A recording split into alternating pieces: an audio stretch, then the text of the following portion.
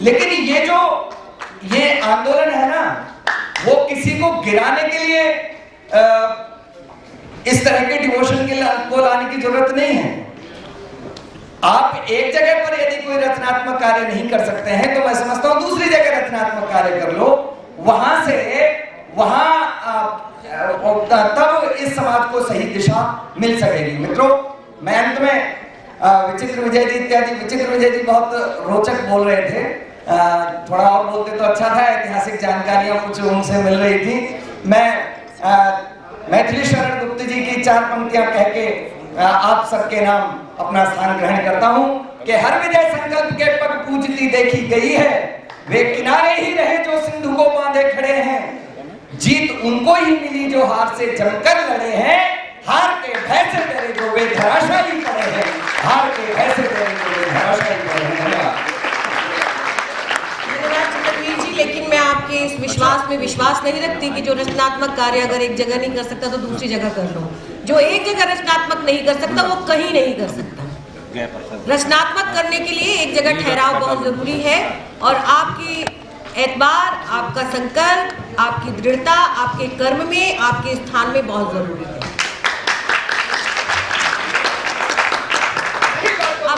अब मैं अपने एक और युवा साथी को आमंत्रित करती हूँ, नवीन अहलावत को। 2 शब्द कहें नवीन अहलावत जी। आदरणीय महासचिव जी, महिला उपाध्यक्ष मैडम और उपाध्यक्ष इंदर सिंह जी, चंद्रवीर जी और मेरे अन्य पदाधिकारीगण साथियों और मित्रों, सबसे पहले तो मैं उन अपने अग्रजों को नमन करता हूं जिनकी वजह से मैं आज आपके सामने खड़ा हूं,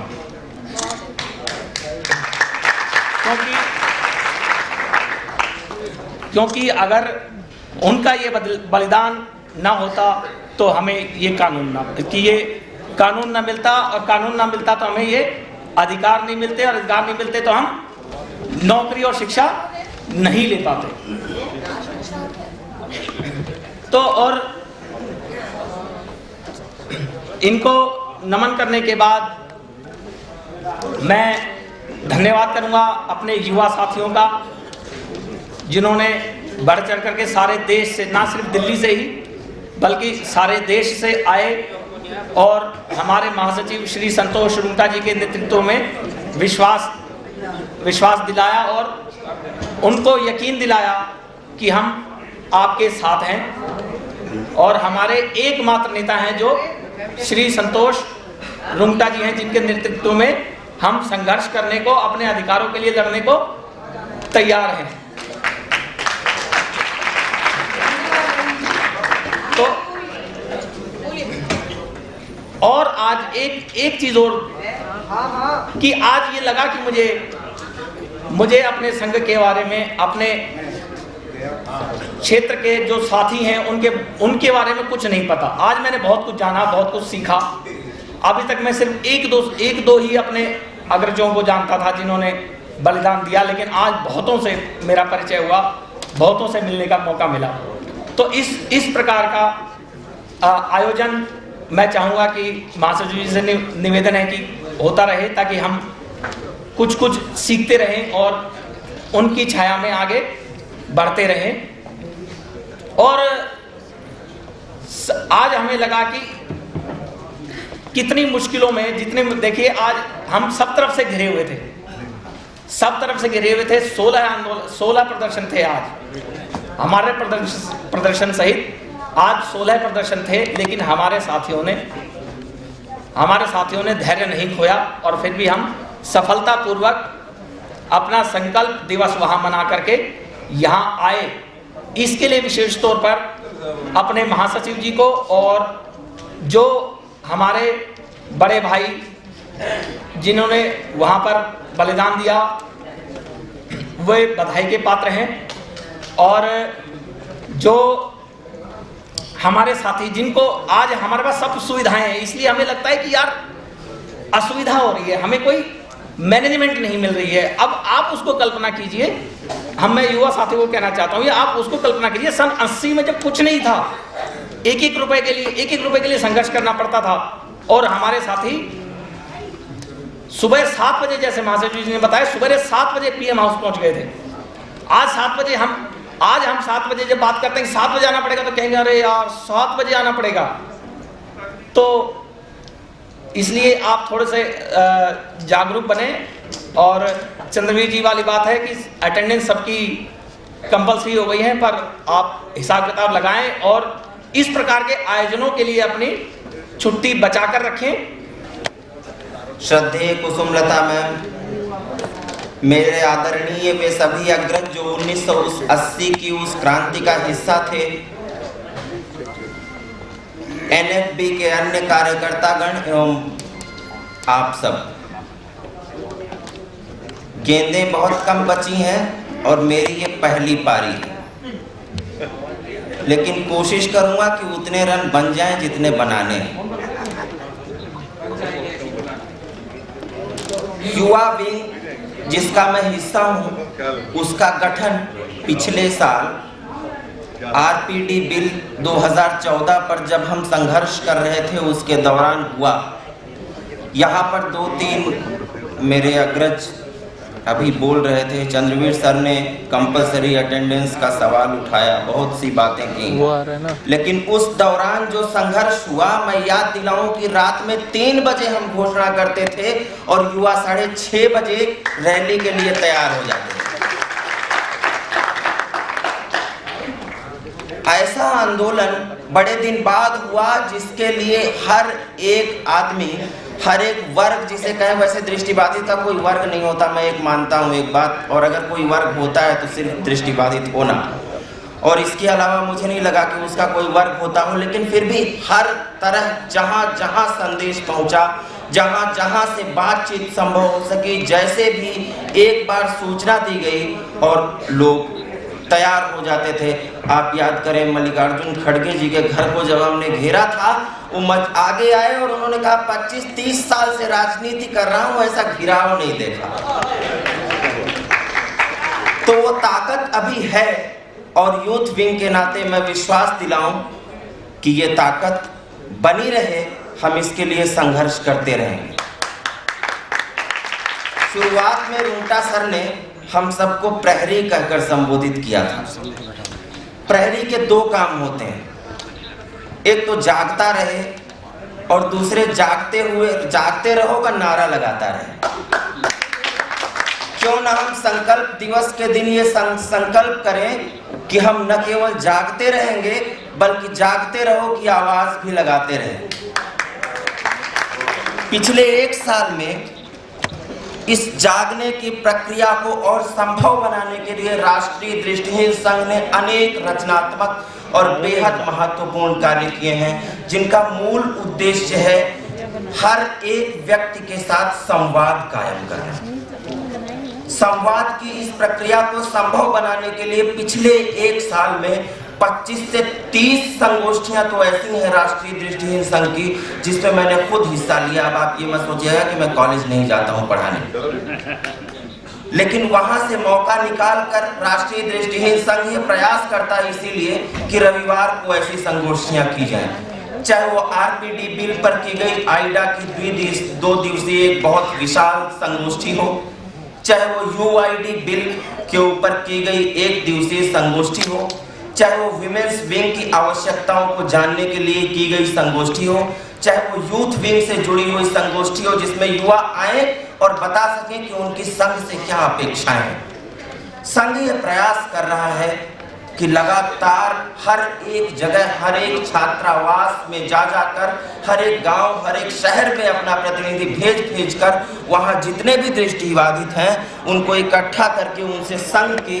अपेक्षाओं को और उनकी क्या अपेक्षाएं हैं संघ से, उन सबको जाना जाए, ताकि एक संवाद की प्रक्रिया कायम हो, एक ऐसी प्रक्रिया जिसके बीच में कोई मध्यस्थ न हो।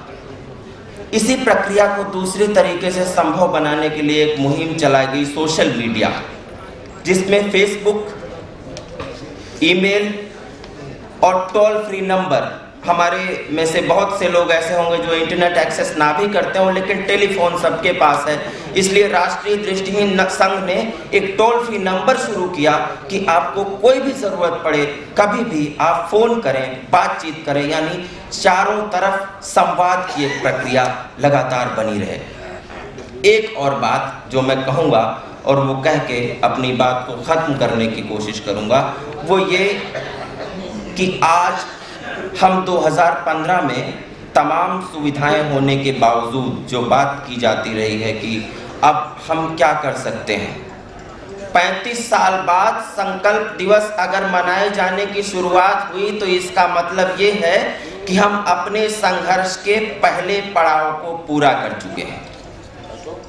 आज से हम इस संघर्ष के दूसरे पड़ाव की शुरुआत करें और वो पड़ाव ये होगा कि वो तमाम ऐसे प्रोजेक्ट्स जिनकी उम्मीद की जानी चाहिए विश्वविद्यालय के स्तर पर, विद्यालयी स्तर पर, ग्रामीण स्तर पर, हर स्तर पर राष्ट्रीय दृष्टिहीन संघ उन दृष्टिबाधित साथियों को इकट्ठा करे और हम कोशिश करेंगे कि हम अगले 1 साल के दौरान जो हमारे जितने भी मेंबर्स हैं उनकी संख्या को न केवल बढ़ाएंगे बल्कि उनकी अपेक्षाओं को सरकार तक पहुंचाने का कोशिश करेंगे, ताकि हमारा ये संगठन लगातार मजबूत होता चला जाए। क्योंकि आज राजनीति एक ही तरीके की होती है, वोट बैंक की। संघ किसी भी तरीके की राजनीति नहीं करता, लेकिन उस बेचारी सरकार का क्या करे, जहां आप जाएं और पूछें कि मंत्री जी हमारे प्रोग्राम में आइएगा तो पूछते हैं कि कितने आदमी आएंगे। ये गब्बर सिंह का बिल्कुल मॉडर्न संस्करण है। वो पास्ट के बारे में पूछता था, ये फ्यूचर के बारे में पूछते हैं। तो जैसा भी है, हम कितने आदमी थे वाली बात को कितने आदमी आएंगे तक ले जाकर 1 लाख, 2 लाख, 5 लाख, हर एक दृष्टिबाधित तक जब हम पहुंचेंगे, जब वो सभी सुविधाएं जो हमें मिल रही हैं और हमारे एक भी भाई तक नहीं पहुंच पाई, जब तक ये प्रक्रिया पूरी न हो जाए, हम आज से हर साल संकल्प दिवस मनाते रहें और हर साल एक प्रगति पत्र पढ़ते रहें, जिससे ये पता चले कि हमारे और कितने भाई लगातार जुड़ते जा रहे हैं। मुझे बोलने का अवसर देने के लिए बहुत बहुत धन्यवाद। रहेंगे युग युग तक भारत की वासी उनकी कथा कहेंगे। आदरणीय रंगटा सर, कुसुम मैम, इंदर सिंह जी तथा देश के विभिन्न कोनों से आए हुए ब्लाइंड साथियों, रंगटा जी के प्रयास के विषय संदर्भ में सभी साथियों ने बताया, लेकिन मैं आपको इस एक दूसरी ओर इशारा करना चाहता हूँ कि उनके प्रयास इतना कुछ करने के बावजूद, सबको जो कुछ मिल सका है मिला है, उसके बावजूद भी आज एक और उनके किए गए प्रयासों को धूमिल करने का प्रयास किया जा रहा है। युवा साथियों को मैं आगाह करना चाहता हूँ कि कहीं न कहीं यदि आप नहीं जगेंगे तो नुकसान आपका है। समय है कि अभी आप जग जाएं और आने वाले समय में रंगटा जी का कंधा बने। धन्यवाद। पे आते हैं, जो संकल्प दिवस के उपलक्ष्य में हमने प्रतियोगिताएं आयोजित की थी कनिष्ठ और वरिष्ठ वर्ग की, उनके पुरस्कार वितरण के लिए मैं हमारे बहुत वरिष्ठ संरक्षक हैं बिलासपुर में पटेल साहब, उनको मंच पर आमंत्रित करती हूँ। भाई डॉक्टर भारतेंदु पांडे विराजमान है क्या सभागार में कि चले गए? भारतेंदु पांडे अगर विराजमान। तो मैंने पहली बार अटेंड किया। मैं इस संकल्प दिवस पर आयोजित इस कार्यक्रम से बहुत प्रभावित हुआ हूँ।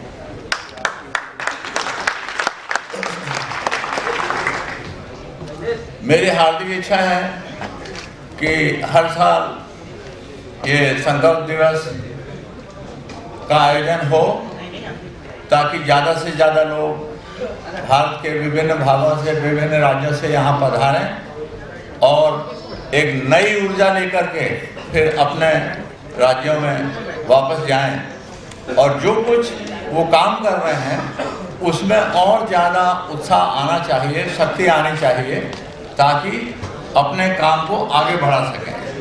दूसरी बात मैं ये कहना चाहता हूं कि रुंगटा साहब एनएमपी जो है वो रुंगटा सर के नाम से जानी जाती है। अभी इसमें बहुत कुछ करना बाकी है। अगर आज हम लोग उतने संगठित नहीं हैं जितने होने चाहिए, हमारे अंदर उतनी मजबूती नहीं है जितनी होनी चाहिए। कहने के लिए हम कुछ भी कहते रहें, वरना देखिए, मैं क्षमा चाहूँगा, मेरी बात का कोई बुरा न माने, NMP minus Rungta sir is equal to 0। तो कहने का तात्पर्य यह है कि हमारे में से जो नई पीढ़ी के लोग हैं, जो युवा लोग हैं, युवाओं का नेतृत्व जो है वो श्री नवीन भाई के पास है, और इसी प्रकार से भारत की दृष्टिहीन कन्याओं, बालिकाओं, महिलाओं का नेतृत्व डॉक्टर साहब के पास है, डॉक्टर कुसुमलता मलिक जी के पास है। तो कहने का तात्पर्य यह है कि ज़्यादा से ज़्यादा नए लोगों का आगे आना चाहिए, और धीरे धीरे ये स्थिति इजिकल टू 0 वाली स्थिति समाप्त होनी चाहिए। क्योंकि परम आदरणीय रुंगटा साहब ने अपना पूरा जीवन हम दृष्टिहीनों के लिए लगाया है और एनएमपी को खड़ा किया है, लेकिन हर चीज की एक सीमा होती है। हम सबको, आपको, हमको मिल करके रुंगटा सर के हाथ मजबूत करने चाहिए, ताकि उनकी ताकत और बढ़े, उनकी इच्छा और हो कि मैं एनएमपी को और आगे ले जाऊं, दृष्टिहीनों का और अधिक कल्याण करूं। और पदों के कारण कभी भी हमारे आपके मन में ये बात नहीं आनी चाहिए, किसी प्रकार का कोई मतलब दुराभाव भी न हो, और हमें एक ही दिशा में, जैसे बहुत से वक्ताओं ने ये बोला कि एकता, तो वास्तव में अगर एकता है, यूनिटी है, तो सब कुछ है। अगर यूनिटी नहीं है तो कुछ नहीं है। तो इस वर्ष जो है पुरी में रुंगटा जी के बर्थडे का सेलिब्रेशन होगा 17 मई को। जो हमारे साथी उसमें आना चाहें वो अभी सबके टिकटों और बाकी चीजों के बारे में देख लें, और हम लोगों को सूचित भी कर दें। और दूसरा ब्रिजेंद्र, का बलवीर प्रसाद न्यू दिल्ली से। हाँ, दूसरा बताइए ब्रिजेंद्र। दूसरा ब्रिजेंद्र पांडे। तीसरा KM सपना नहीं है ना, और कंसोलेशन भी है कोई? कंसोलेशन में है सर जसविंदर सिंह, पंजाब पटेल। बोला जल्दी बोला। चलिए, मैं बिना नागा अब पुरस्कार वितरण समारोह हम आरंभ करते हैं। कनिष्ठ वर्ग से सबसे पहले संगीत प्रतियोगिता के जो पुरस्कृत लोग हैं, उसमें बलवीर जी प्रथम पुरस्कार के लिए तालियां बजाइए जोरदार। द्वितीय पुरस्कार के लिए ब्रिजेंद्र जी, जिसकी गजल आप दोबारा सुनना चाहते थे।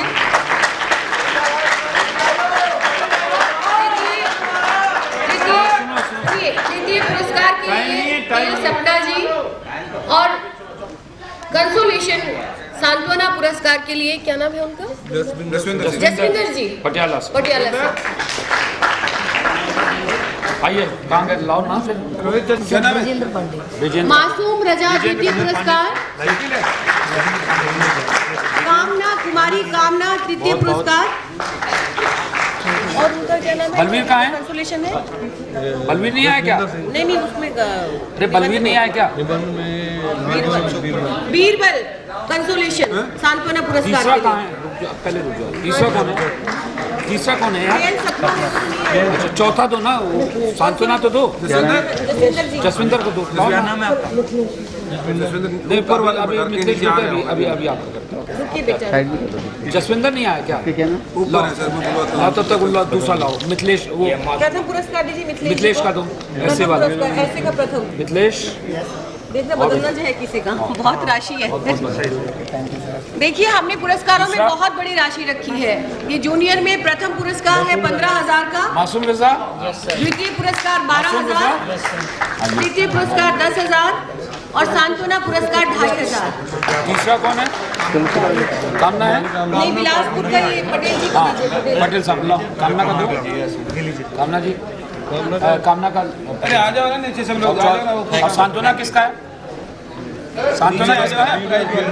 हैं? बीरबल, बीरबल जी आए हैं क्या? बीरबल हाथ खड़ा कर। बीरबल जो सांत्वना पुरस्कार के लिए है, बीरबल जी निबंध में कनिष्ठ वर्ग बधिर साथी है हमारे। तब तक आगे चलते हैं। ऊपर है ना सर। सपना का ये देहरादून से लेने आया। कौन लेने आया है? साइन ले लीजिएगा प्लीज। वो है NIBS से। नाम जगदीश, अच्छा ठीक। जगदीश लिख लीजिए। अच्छा इसका डिबेट अब आगे चलिए। Junior debate. कुमारी ममता कुमारी ममता, अच्छा ममता प्रथम पुरस्कार है बिलासपुर से डिबेट में वाद विवाद में। आइए क्या? नहीं, इनको दीजिए पटेल साहब को दीजिए। द्वितीय, द्वितीय बोलो। द्वितीय पुष्पेंद्र, देहरादून। देहरादून द्वितीय पुरस्कार। ये लीजिए।